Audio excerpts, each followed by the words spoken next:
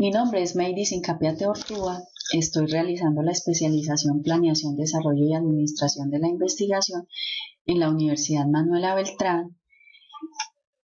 Y hoy vamos a hablar de la línea del tiempo, la genoxiología y el problema del conocimiento.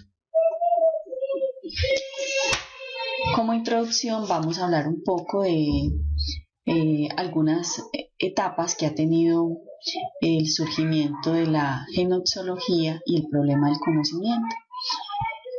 El surgimiento de la ciencia se da en el siglo VII a.C.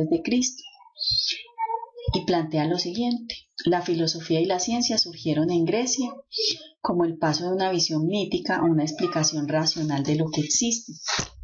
Y allí se plantean tres aspectos básicos o tres cuestionamientos donde se hace alusión a lo siguiente: ¿qué es el ser y la realidad? ¿Qué es el conocimiento? ¿Y qué es el hombre?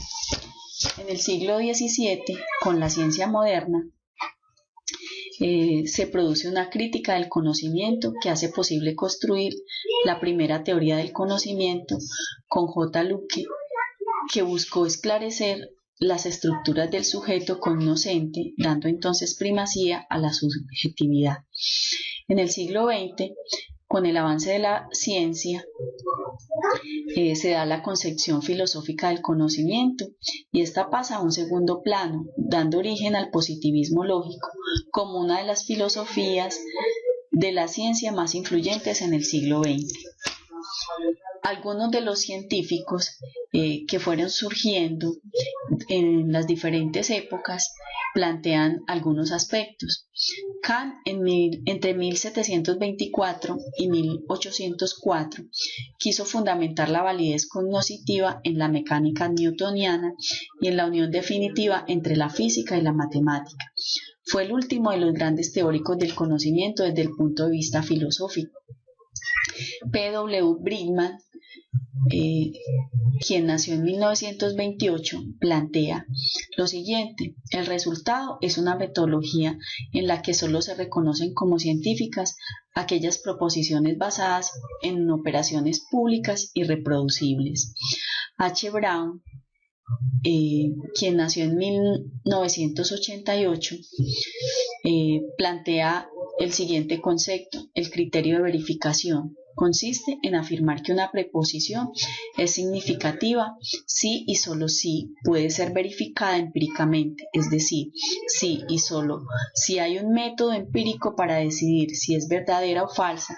Si no existe dicho método, es una pseudoproposición carente de significado.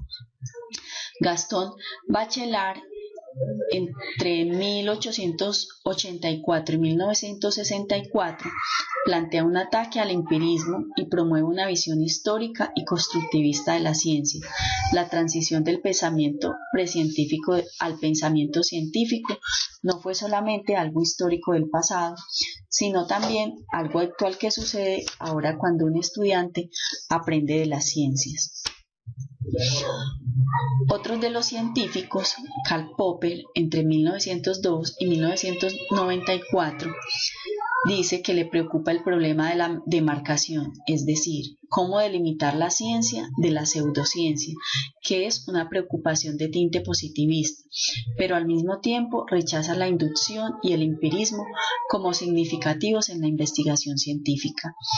Thomas Kuhn, entre 1922 y 1996, plantea una nueva concepción de la historia de las ciencias, donde explica el desarrollo del conocimiento científico por medio de conceptos nuevos como el de paradigma y revolución científica. Imre Lakatos, entre 1923 y 1974, es un matemático y epistemólogo. Muestra las huellas del criticismo popperiano, pero también evidencia el impacto de la obra de Kuhn.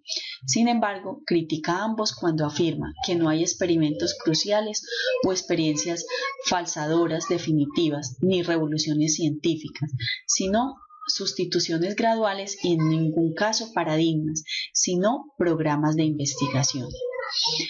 Paul Feyerabend, entre 1924 y 1994, Su propuesta se caracteriza por ser un ataque sistemático contra la pretensión de la racionalidad absoluta de la ciencia. La elección entre teorías puede ser cuestión de gusto, dice él. Como contra el monismo metodológico, los científicos deben ser capaces de entender y aplicar no solo una metodología en particular, sino cualquier metodología y variación de ella que pueda imaginarse.